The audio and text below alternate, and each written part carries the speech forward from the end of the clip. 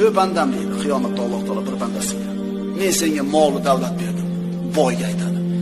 "Sen unda nima ish qilding?" Banda aytadi: "Ey Robbim, bolalarim mendan keyin kambag'al bo'lib qolmasin deb hech narsani sadaqa qilmadim, bolalarimga qo'yib keldim" dedi.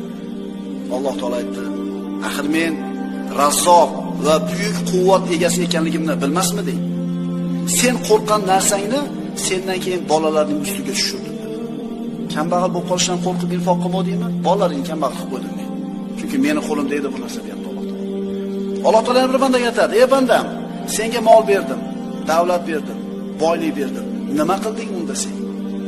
Qarang, boy ham kambag'al ham bir xil namoz o'qisa, boy ham kambag'al ham bir xil roza tutsa, boy ham kambag'al ham buni nafl namoz o'qisa, nima farqi bor boyni kambag'al?